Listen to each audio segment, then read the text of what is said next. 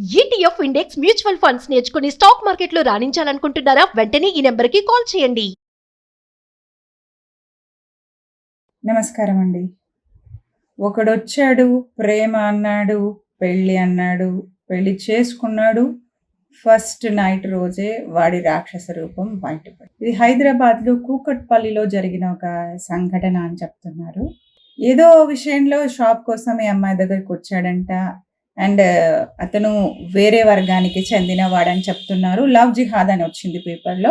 విషయం ఏంటంటే ఏదో షాప్ విషయంలో ఈ అమ్మాయి దగ్గరకు వచ్చాడు. మేబీ ఒక 6 నెలలో ఎంతో వీళ్ళ పరిచయం ఉంది. వేరే వర్గానికి చెందిన వాడివి కాబట్టి మా అమ్మ నాన్న ఒప్పుకోరు పెళ్లికి అని అంటే, నీకోసం నేను మతం మార్చుకున్నాను, నవదుర్గ అనేదో పేరు పెట్టుకున్నాను అని చెప్పాడు.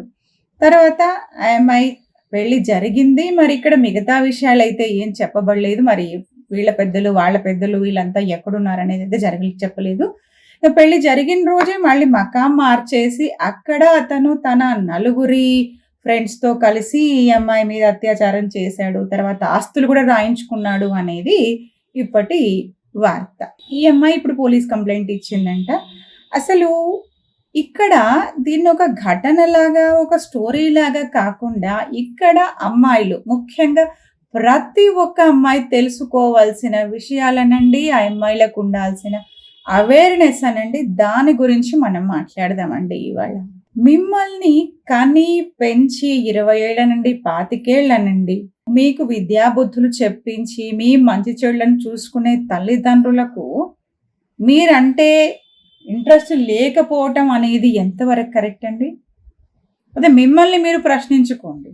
ప్రేమ పెళ్ళి అనేసరికి ప్రేమించొద్దు, అరేంజ్డ్ మ్యారేజ్ చేసుకోవాలి అనే విషయం పక్కన పెడితే, ఏ పెళ్ళైనా దయచేసి మీ మంచి కోరే మీ తల్లిదండ్రులను కాస్త నమ్మండి, వినండి. వాళ్ళు చెప్పే మాట వాళ్ళు మీ మంచి కోసమే చెప్తున్నారు.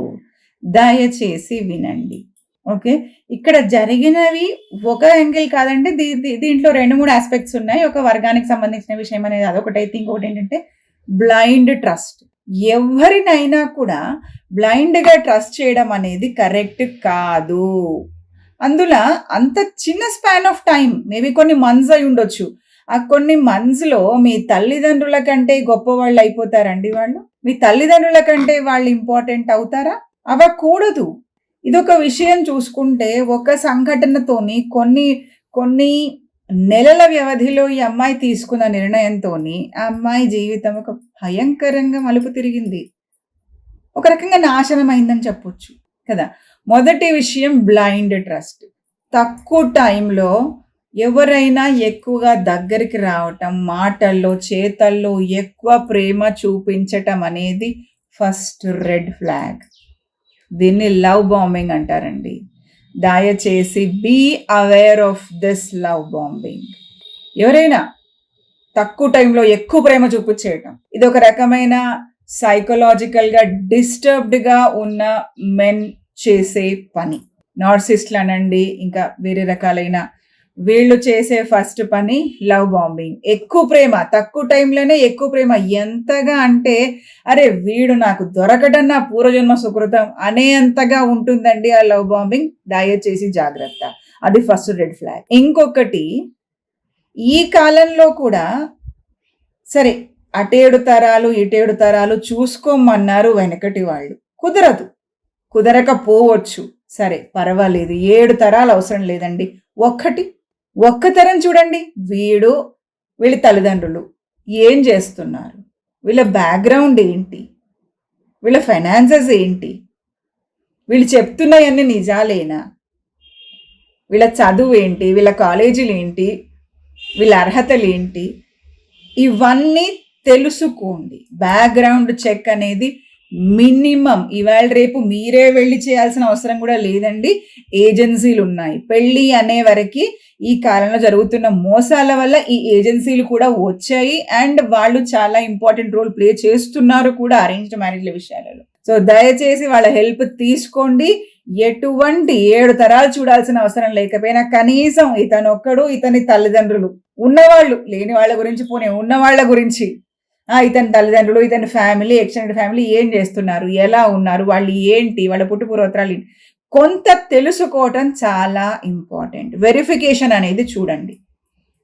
ఇంకొకటి, ఇప్పుడు ఈఎంఐ విషయంలో చూసుకుంటే అతను పేరు మార్చుకున్నా అన్నాడు, మళ్ళీ తర్వాత లేదు నువ్వే నా దాంట్లోకి రా అన్నాడు. మతం, టూ మెనీ థింగ్స్ హ్యాపెన్.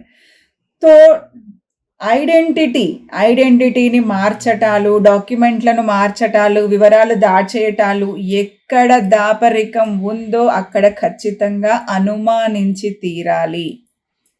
దాపరికాలు ఉన్న చోట వెనకట చెప్పారు 1000 అబద్ధాలు ఆడైనవో పెళ్లి చేయమని, కానీ అది మాత్రం నా పర్సనల్గా కరెక్ట్ కాదండి. ఈ కాలానికి అసలే కరెక్ట్ కాదు. నిజం, ఎన్ని అబద్ధాల మీద ఆ పెళ్లి జరుగుతుందో అవన్నీ పేక మెడలు, కూలిపోవటానికి ఆటే సమయం పట్టదు.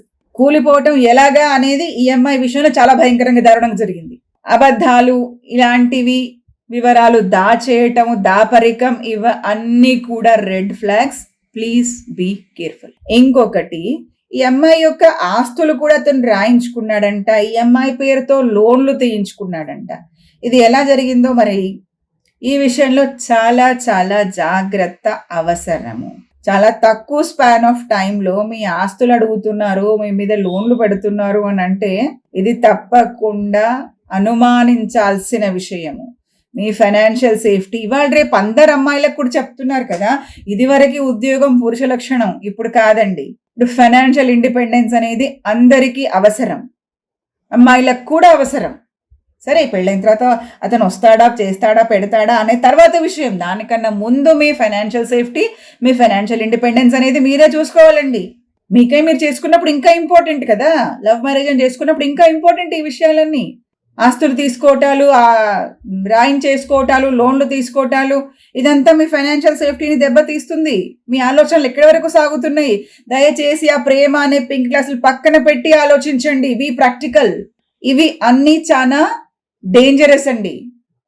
ఇంకొకటి ఏంటంటే, ఇవన్నీ జరిగిన తర్వాత సైలెన్స్ అనేది ఇంకా డేంజరస్. అయ్యో జరిగిపోయింది, నేను ఇప్పుడు ఎవరికి వెళ్ళి చెప్పాలి, వీళ్ళకి ఎలా చెప్పాలి, వాళ్ళకి ఎలా చెప్పాలి? మీ మౌనం అవతలి వాళ్ళకి ఇంకా ఇంకా బలాన్ని ఇస్తుంది. దానివల్ల మీరు ఇంకా ఎక్కువ నష్టపోవడమే కానీ ఇంకా వర్స్ట్ పొజిషన్లోకి రావడం అనేదే జరుగుతుంది చాలా కేసుల్లో. సో దయచేసి ఆ మౌనాన్ని బ్రేక్ చేయండి. సంథింగ్ గోస్ రాంగ్, ప్లీజ్ మాట్లాడండి మీ తల్లిదండ్రులతోని, ఇంకా మీ ఫ్రెండ్స్తోని. మీ జిందగీలో ఏం జరుగుతుంది అనేది వేరే వాళ్ళకి చెప్పండి. మీరు నమ్మదగ్గ, ఎవరినో అనవసరంగా ఎక్కువ తక్కువ నమ్మి మోసపోయారు. ఇప్పుడు ఎవరిని నమ్మాలో అర్థం చేసుకొని ఎవరో ఒకరికి చెప్పండి. ఈ సిచ్యువేషన్ నుంచి కొంతైనా బెటర్గా అవ్వగలరేమో. ఈ వీడియో కూడా అండి దయచేసి అందరికీ షేర్ చేయండి. ఇది అవేర్నెస్ అనేది చాలా ముఖ్యం. ఈ కాలంలో తరచుగా జరుగుతున్న సంఘటనలు, పెళ్ళి అవని అమ్మాయిలే కాదు, పెళ్ళి అయిన వాళ్ళు కూడా సోషల్ మీడియాలో ఎవడో వచ్చాడు, వాడేదో ప్రేమించాడు, అది ఇది అని చెప్పేసి జీవితాలు నాశనం చేసుకోవటం, సంవత్సరాలు నాశనం చేసుకోవటం, ఎవరితోనో వెళ్ళిపోవటాలనేది ఈ మధ్య తరచుగా జరుగుతున్న సంఘటనలు. దయచేసి అవేర్నెస్ అనేది చాలా అవసరం అండి. ఈ కాలంలో ఒక ఏజ్ తర్వాత జరుగుతున్న హత్యలనండి, ఆత్మహత్యలనండి, వాటికి అక్రమ సంబంధాలు అనేవి కారణం. మన దేశంలో 3వ పెద్ద కారణం హత్యలకు, ఆత్మహత్యలకు అక్రమ సంబంధాలు. ఇలాంటి సోషల్ మీడియా పెళ్లిళ్ళు, పేరెంటాలు. పెళ్లి అవని వాళ్ళ విషయంలో కొత్తగా ప్రేమ అంటూ ఇలా వెళ్ళిపోవటం ఒక ఆస్పెక్ట్ అయితే, పెళ్ళి అయిన వాళ్ళ సంసారాలు, పిల్లల్ని, వాటిని వీటిని అన్ని వదిలేసి జీవితాలు నాశనం చేసుకోవడం అనేది ఇంకొక యాంగిల్. సో ఎవరిని బ్లైండ్గా దయచేసి నమ్మకూడదు. లవ్ బాంబింగ్ అది పెద్ద రెడ్ ఫ్లాగ్. బ్యాక్గ్రౌండ్ చెక్ ఏది లేకుండా పెళ్ళిళ్ళ వరకు వెళ్ళిపోవటం అనేది కరెక్ట్ కాదు. మీ తల్లిదండ్రులు ఎవరు ఉన్నా లేకపోయినా పెళ్ళిని వెనక అందరిలో ఎందుకు చేసుకుందాం అనేది, పెళ్ళి యొక్క సోషల్ అనేది ఎందుకు వచ్చిందండి? ఎందుకనంటే ఎలాంటి మోసాలు జరగకుండా ఉండడానికి. వాడికి చెప్పాలా, వీడికి చెప్పాలా, ప్రేమ నా సొంత ఫైరు కాదండి. ఎప్పుడైతే అది సీక్రసీ, దాపరికాల్లోకి వచ్చిందో మీరు డేంజర్లో ఉన్నట్టు అమ్మాయిలు దయచేసి గుర్తించండి. మీ అమ్మా నాన్నలకి అట్లీస్ట్ ఎవరో ఒకరి వైపు నుంచైనా ఫ్యామిలీ అనేది ఉండాలండి. అండ్ నేనైతే ఇన్సిస్ట్ చేస్తాను, రిక్వెస్ట్ చేస్తాను, మీ తల్లిదండ్రులకి తెలియకుండా ఇలాంటి అడుగులు దయచేసి వేయొద్దండి. అమ్మాయిలు వినండి, నేను మీ మంచి కోసమే చెప్తున్నాను. ఇది ఒక అవేర్నెస్గా తీసుకోండి. ప్రేమించొద్దని ఎవ్వరు చెప్పట్లేరండి మీకు. కాకపోతే వివాహం విషయంలోకి వచ్చేసరికి దయచేసి మీ తల్లిదండ్రులను కలుపుకోండి. అది నేను చెప్పేది. సీక్రెట్గా చేసుకునేవి నిలబడవు. నా దగ్గరికి ఎంతో మంది వస్తుంటారండి, మ్యారేజ్ కౌన్సిలింగ్ చేస్తున్నాను, ఎంతో మంది వస్తూ ఉంటారు. ఆ పెళ్ళిళ్ళు 1 year 1.5 year, సరే ఇంకా అది చాలా ఎక్కువ. ఈఎంఐ విషయంలో కంటే అది ఇంకా ఎక్కువనే అనుకోవచ్చు మనం. పెళ్లి ముందు ఇలా ఉన్నాడు మేడం, ఇలా ప్రేమించా అన్నాడు, అలా అన్నాడు, ఇప్పుడు అలాగలేదు ఇలాగలేదు. ఇవి అన్నీ కాదు. దయచేసి ముందు లవ్ బాంబింగ్ అని చెప్పాను కదా, దొరికే వరకు ఒకటి, దొరికిన తర్వాత ఒకటి. మీరు ఒకసారి సొంతం అయ్యారు అనే భావన వచ్చిన తర్వాత అవతల నుంచి ప్రవర్తన మారటం అనేది పెద్ద విషయం కాదు. సో ఎవరిని నమ్మాలి, ఎవరిని నమ్మకూడదు అనేది మీరే ఆలోచించుకోవాలండి. దయచేసి ఆలోచించండి. బ్లైండ్గా ఎవరిని నమ్మకూడదు. పెళ్లి వరకు వచ్చేసరికి బ్యాక్గ్రౌండ్ చెక్స్ అనండి, ఏజెన్సీలు ఉన్నాయి అవన్నీ చూసుకోండి, డాక్యుమెంటేషన్ అనేది చేయించుకోండి, ఐడెంటిటీ, వాళ్ళు ఎవరు ఏంటి, వాళ్ళ పుట్టుపూర్వోత్తరాలు ఏంటి, ఇవన్నీ చూడండి. ఇవన్నీ చూసి ఆ తర్వాతనే ముందుకెళ్ళండి.